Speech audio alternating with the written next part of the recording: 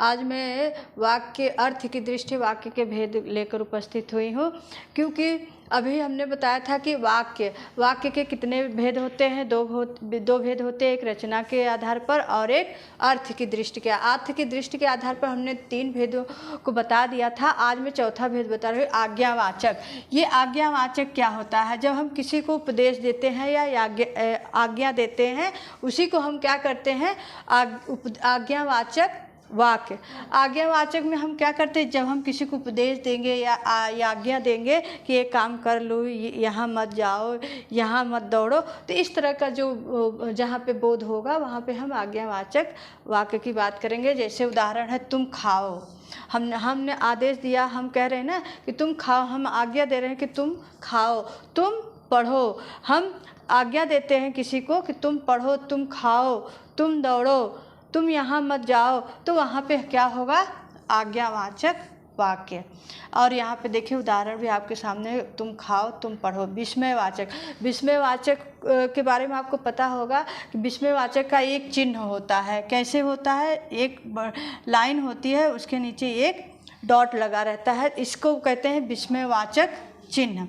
तो विस्मयवाचक का प्रयोग वहाँ पे होता है जहाँ पे हम शोक की बात करते हैं, आश्चर्य की बात करते हैं, दुख की बात करते हैं, शोक की बात करते हैं, वहाँ पे विस्मयवाचक का प्रयोग होगा। जैसे कि हमने, ओह मेरा सिर दर्द के मारे फटा जा रहा है, तो मेरा सिर दर्द के मारे फटा, ओह वो है, आश्चर्य है, आ है, ऐसे शब्द जहाँ आएंगे तो वहाँ आपको विस्मयवाचक चिन्ह का प्रयोग करना पड़ेगा।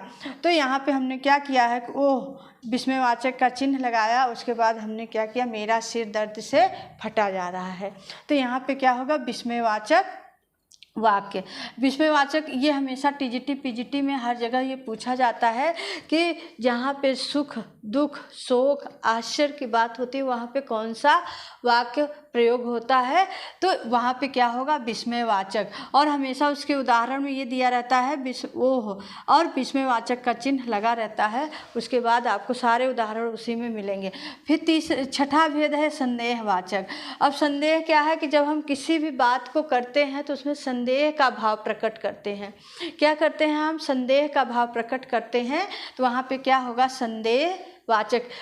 संदेहवाचक। जैसे कि उसने खा लिया होगा, अब हमने क्या किया कि संदेह कर रहे हैं कि उसने ये काम कर लिया होगा, उसने ये खा लिया होगा, उसने यह किताब पढ़ लिया होगा। इस तरह का जहाँ पे भाव प्रकट होगा वहाँ पे क्या होगा, संदेहवाचक।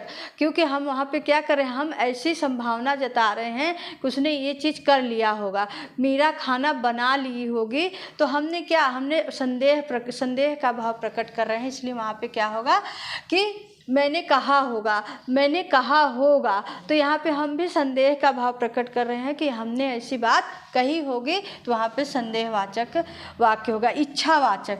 अब इच्छा की बात करें तो जहाँ पे हम इच्छा या शुभकामना या आशीर्वाद की बात करते हैं, जहाँ पे भाव प्रकट होगा वहाँ पे इच्छावाचक वाक्य होगा। जहाँ पे हम आशीर्वाद या शुभकामना या इच्छा प्रकट करते हैं, वहाँ पे हमारी इच्छा वाचक वाक्य। तुम अपने कार्य में सफल रहोगे, हमने ऐसा आशीर्वाद दिया कि तुम अपने कार्य में सफल रहोगे, तुम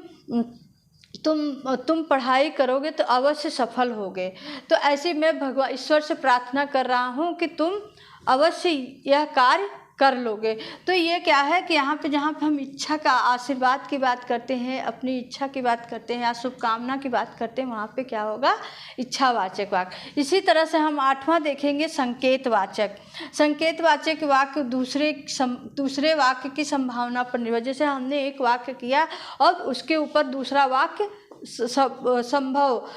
संकेत कर रहा हो कि एक वाक्य हमने कहा और दूसरे पे वो आश्रित हो, तो वहाँ पे जैसे पानी न बरसता तो धान सूख जाता। अब हमने क्या किया, पानी न बरसता, हमने एक वाक्य किया और दूसरा जो है आश्रित वाक्य जो है, धान सूख जाता। यदि तुम खाओ तो मैं भी खाऊं। ऐसा क्या है, एक वाक्य जो जब दूसरे वाक्य पे आश्रित हो या संभावना प्रकट करता हो, तो वहाँ पे हमारा क्या होगा, संकेतवाचक वाक्य। ये जो है, ये चैप्टर जो है आपके 9th के CBSE बोर्ड में लगा हुआ है और इसमें से क्वेश्चन बहुत पूछे जाते हैं, TGT PGT में भी लगा हुआ है। और क्वेश्चन इसी तरह से आपके आएंगे, ठीक है। और जहाँ नहीं समझ में आ गया कमेंट बॉक्स में दीजिएगा, और इसके आगे का जो रचना के आधार पर वाक्य के भेद होते हैं वो हमें नेक्स्ट क्लास में बताएंगे। इसके लिए आपको बहुत बहुत धन्यवाद।